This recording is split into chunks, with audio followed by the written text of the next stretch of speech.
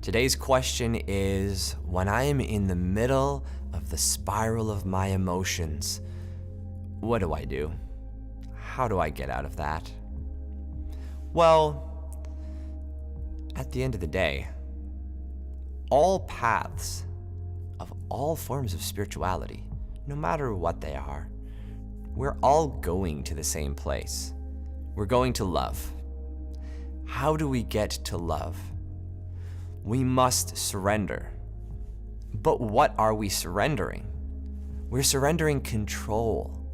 It's that control that we surrender that brings about an aspect of ourselves that we can now hold space for ourselves. I can hold space for myself in those moments that I'm feeling the most discomfort. For those of you that don't know what holding space means, holding space is if you saw a child screaming and freaking out, what would you do?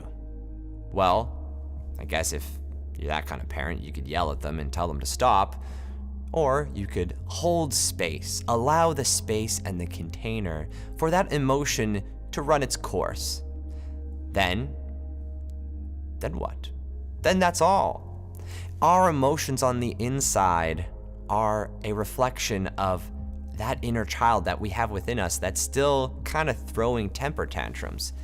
So if we can hold space for ourselves by noticing when we are in that state, that we just observe, we just surrender. We don't need to fix it. We just allow it to happen. And it goes away on its own.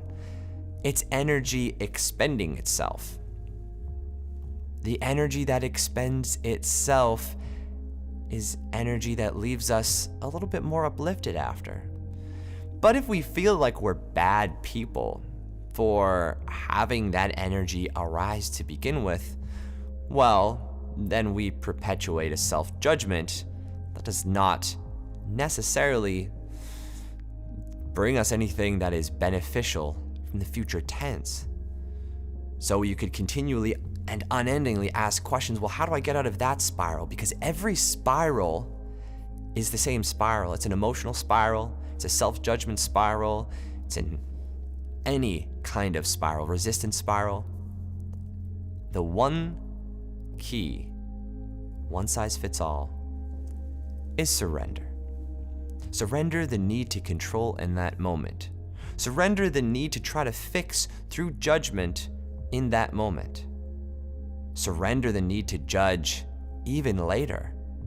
Maybe if we just observed ourselves and let ourselves be who we are in the moment, without creating a story, without creating an idea of what that thing should be or how it should look like, or because Billy over there doesn't have the same things happening, who knows? That is yet to be determined. Do we know anyone, anywhere, everything that they're ever doing? Maybe some influencers on Instagram, who knows? But in general, we all have certain things that arise and come up.